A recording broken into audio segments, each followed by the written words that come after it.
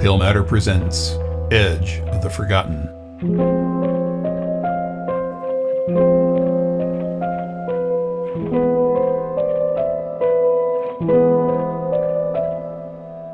Edge of the Forgotten is a horror podcast series and may contain material not suitable for all audiences. Listener discretion is advised. Please see the episode description for content warnings and additional details.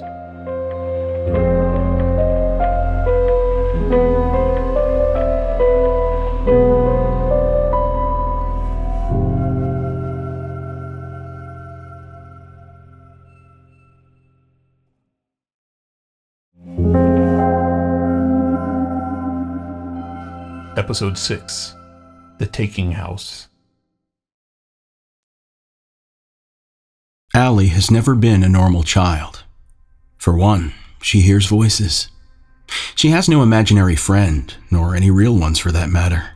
But voices have been a frequent companion for as long as she could remember.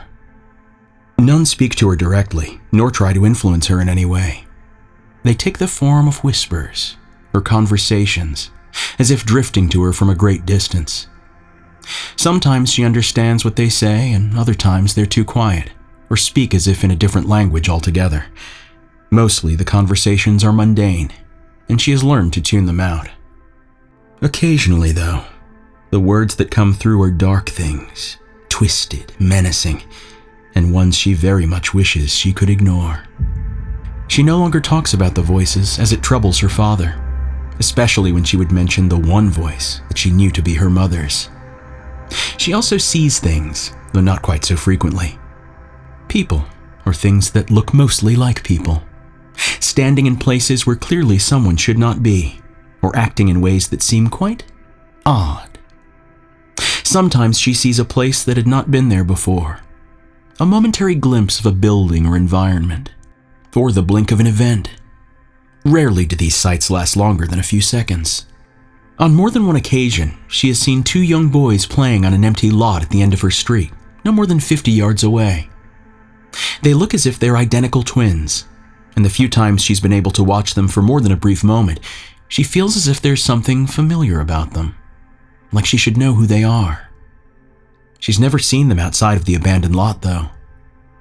And once, they seemed to notice her, and waved. She no longer mentions these visions either, what her father used to call her imaginary world, and she certainly has never mentioned the boys. As a voracious reader, one of her books referred to this experience as seeing through the veil, and this description has resonated with her ever since, though it's not quite as the author had described. It's not a magical world beyond, and these aren't places or events she wishes to experience.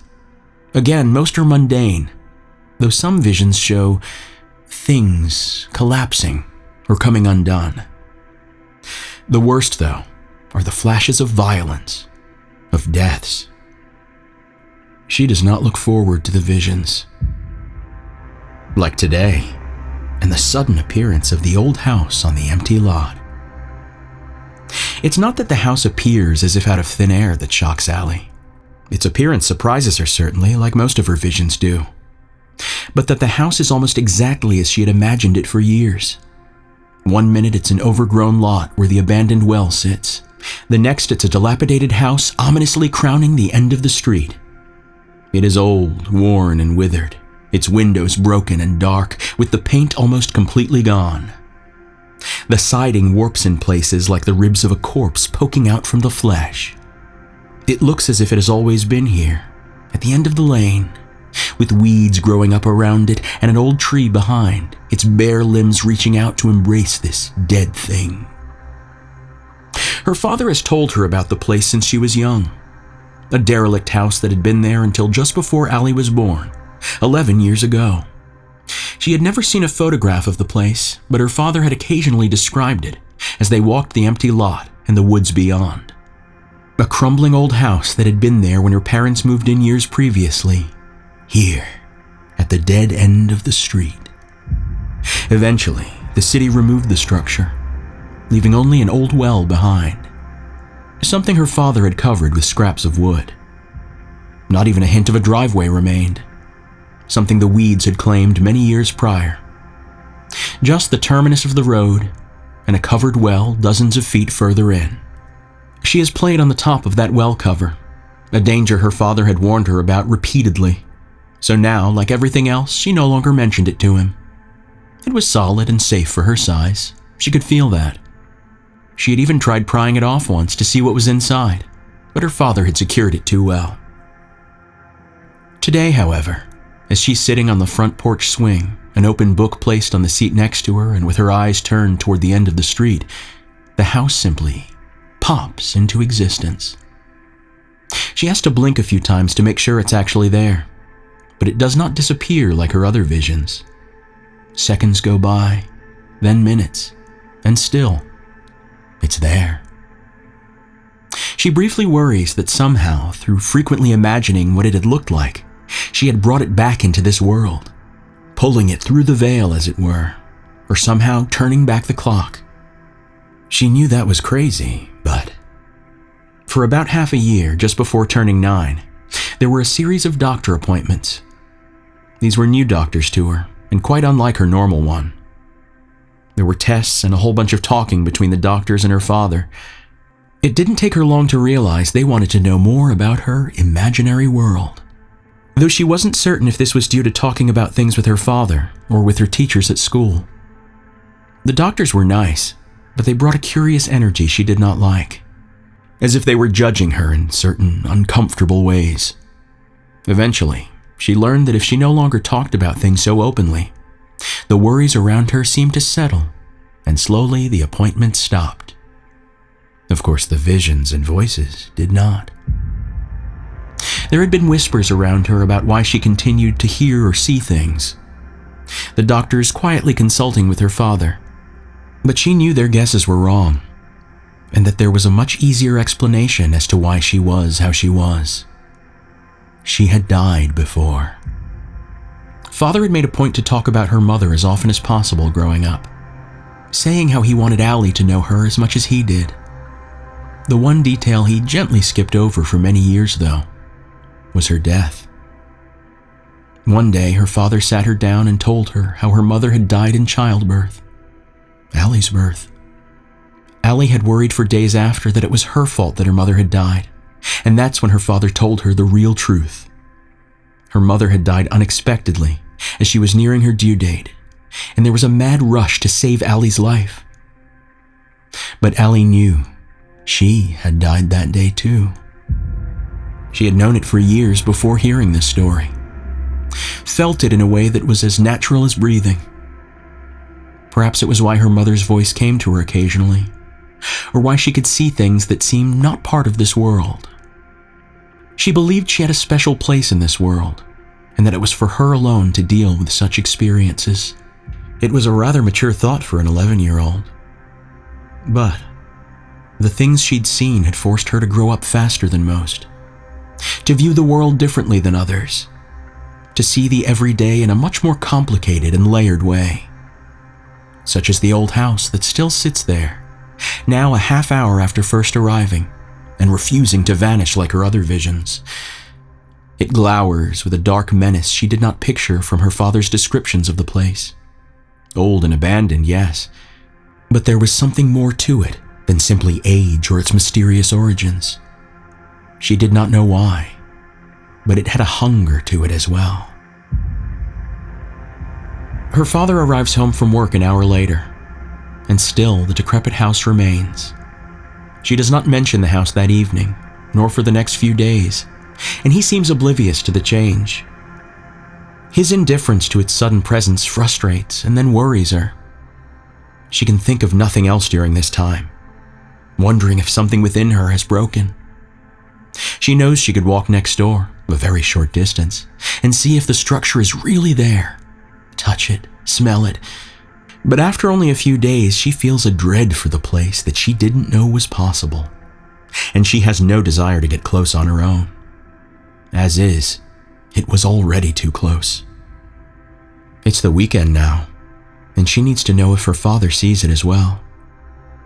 Allie and her father have just finished breakfast. This has always been a good father-daughter time to talk, and she uses it as an opportunity. "Tell me about the old house at the end of the street," she asks, choosing her words carefully so as not to slip up and sound crazy. He scrunches his face at this, though with a smile. "I think I've told you everything I know about it. Why are you asking now?" "I've just been thinking about it recently," she says.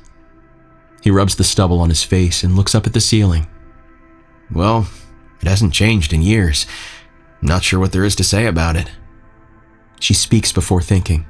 "I don't think it belongs there," she says. He laughs at this, not quite catching the concern in her voice.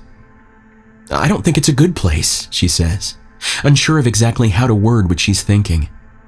"I think it was better when it was torn down. I mean, it would be better if it was torn down." He nods along.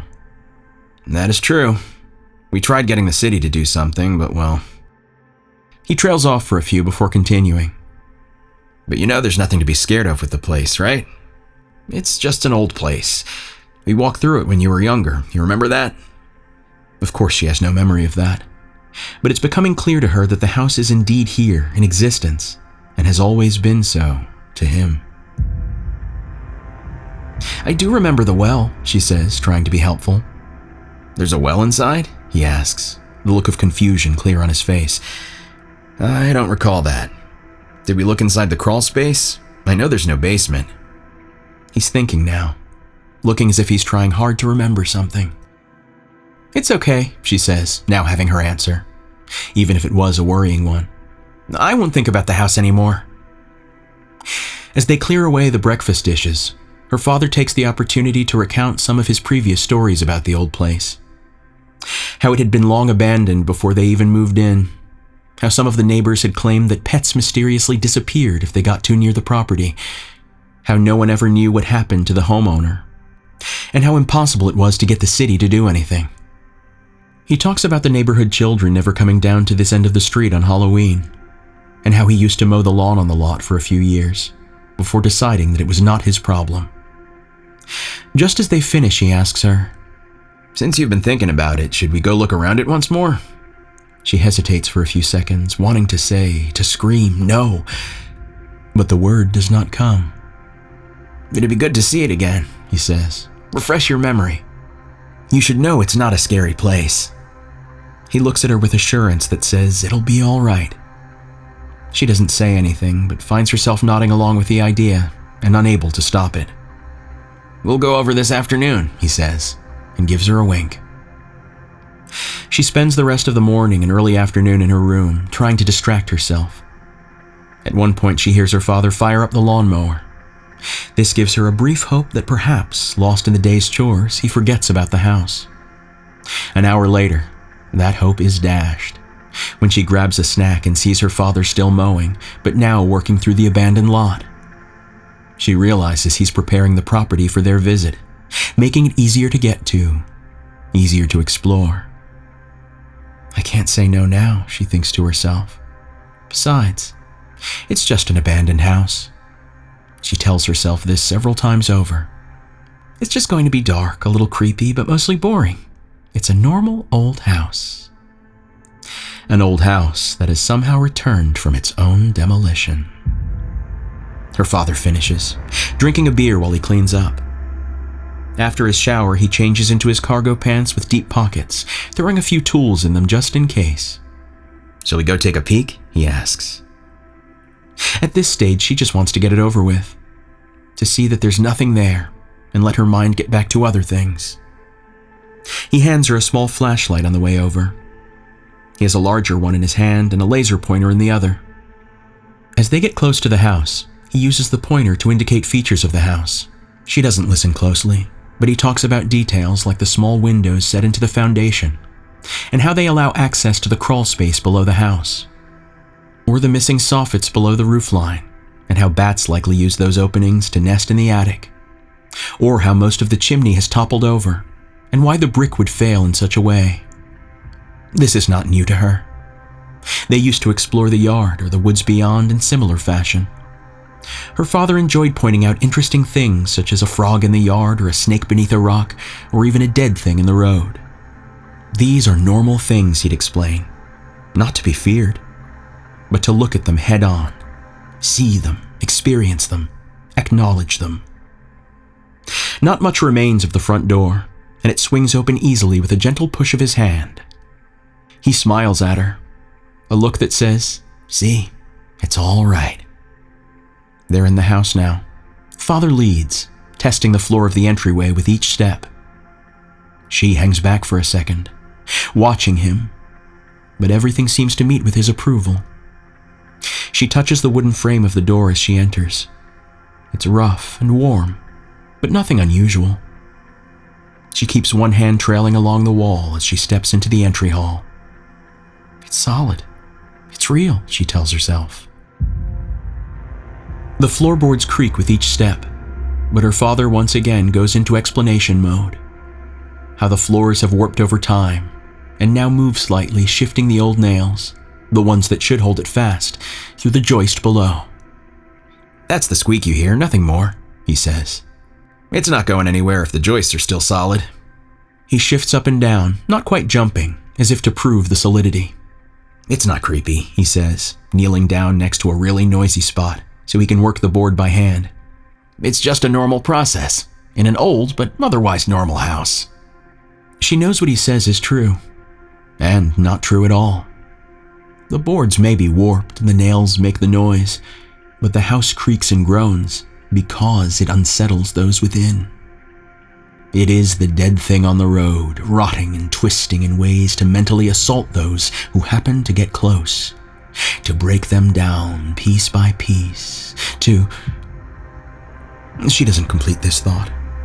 Not here within the house itself. Thinking it gives the house power, and she does not want it to have any more power than it already has. They stand in the entryway, with sitting rooms off to both the left and the right sides. Old furniture fills the rooms. Couches, tables, chairs, even a couple of bookcases.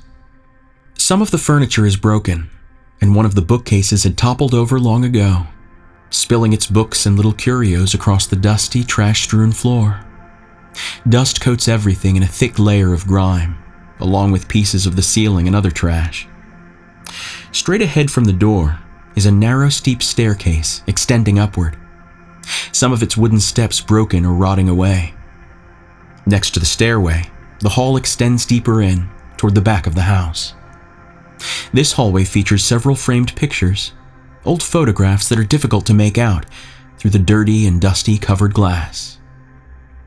There's one in particular that grabs her attention. It appears to be a woman standing outside of a version of this house in good condition, with 2 children by her side. There's something familiar about all of them. She pulls the photo from the wall and wipes the dust away. She has to use the end of her shirt to get it clean enough. But she knows this woman, as there are several photos of her within Allie's house. It's a photo of her mom, standing next to the twin boys she's had visions of playing on this very lot. But that's not quite right. She pulls the photo close to get a good look. There's something different about the face. "What do you got there?" her father asks. She hands the picture over to him in silence, waiting for him to say something. "What the hell?" he says, before bringing the photo close like she had done moments before. "This is almost the spitting image of your mother. That's weird, isn't it?" He hands the photo back to her. The eyes aren't quite right, though. Allie looks again and sees that he's right. These are her own eyes. "You know," he says, "that could be a photo of you in 20 or 30 years. Isn't that crazy?" But it's not crazy, at least in her mind, as the thought clicks into place. She knows without a doubt that what she holds is a photo of her future self and her future sons standing in front of a future home. She desperately wants to dash the frame against the wall, to break it and tear it into tiny pieces, but it's at this moment she has another realization. She hasn't had a vision since this house showed up.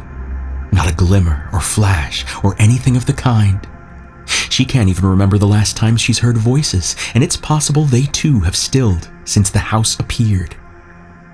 It should be a blessing, an end to her lifelong curse. But it's not right, Nothing is right. Her eyes jump to the other photos hanging on the wall. Each one is a photo of her or her kids set in different parts within the house. Each one a promise of a future life. The last in the line, though, shows a man in a low, dark space, hunched before a circle of stones. The well. Like the others, the glass is dirty enough that she can't quite see the features of the man, but she knows without a doubt that it's her father, and that something dark and twisted is coming up from within the well. She screams, but no sound emerges. She knows that she's screaming because somehow she can see herself from above, as if a part of her floats in the hallway. She takes in the entire scene, her tense body, the original photo grasped tightly in one hand, her eyes squeezed shut and her mouth opened wide. Her father's back is to her, as if he were heading further down the hallway. It all plays out in slow motion, this vision or out-of-body experience, she's not sure which. Her father's steps are glacially slow, as is her mouth opening even further wide. With his step, the floorboards split away, turning into splinters of wood and darkness opening up beneath, as if the house has grown its own mouth and is beginning to scream in return. The split in the floor slowly extends to either side, to the edges of the wall, and then upward and out. It's clear from within the limbo of time that this is not the floor giving way, but the house itself literally tearing itself apart. Dust shifts from the ceiling, raining down in soft brown rivulets of dirt. The remaining photos on the wall let go of their nails, starting their painfully slow tumble toward the growing darkness waiting below. The stairs on the other side shatter, the balusters crumbling, the railing splitting. Her father tilts forward, further, falling into the gaping mouth of the well. Allie tries to move back, or to do anything at all, but her distant body there in the hallway refuses to respond to anything she attempts. There is no light in the house, and not enough sunlight coming through, but something illuminates the well in the basement, and the darkness pouring out of it, like clouds of black soot backlit by an unnatural shade of violet. It wants to be seen, she thinks, to be known, to make its mark upon me. The darkness roils around her father's falling body, grasping, pulling, engulfing. It is not quick, playing out in geologic time. The house ruptures and crumbles, pulled in by the spreading darkness. Only Allie's body resists the destruction, somehow standing in empty air, mid-scream, as the house crumples beneath her. The last vestiges of her father disappear within the billowing darkness, as does the house. The blackness draws itself in, gathering itself closer, and finally collapses within the top of the stone edges of the well. And then it's gone. Everything is gone. She stands in an open, overgrown lot at the dead end of a lonely street. There is no abandoned house, nor even the remnants of an old stone well. Behind her, where her house should be, is just more of the same empty, overgrown space. She knows the trees nearby. She knows the street and where she stands. But it is not the same. Nothing is the same. Except she hears the voices again, and deep below them, a hint of laughter.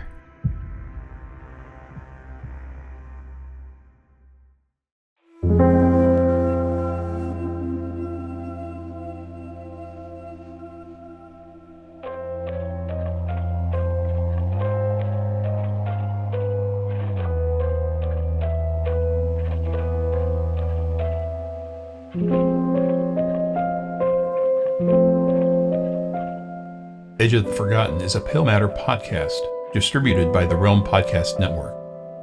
Our theme music was created by composer Jimmy Svensson and is available for purchase. See the episode description for more details.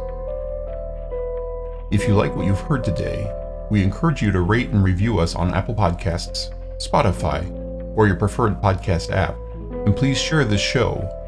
This helps us grow our audience, which in turn helps us produce more episodes. For more detailed information about Edge of the Forgotten, credits for this particular episode, or the production team behind this series, please visit our website at www.palematter.com or see the episode description to find out how to listen to our shows, follow us on social media, or connect with us on Discord. For a deeper dive into Edge of the Forgotten, check out our Patreon, where we offer insights and supporting information, physical and digital props, bonus episodes and recordings, and other assets that expand the story in a variety of ways.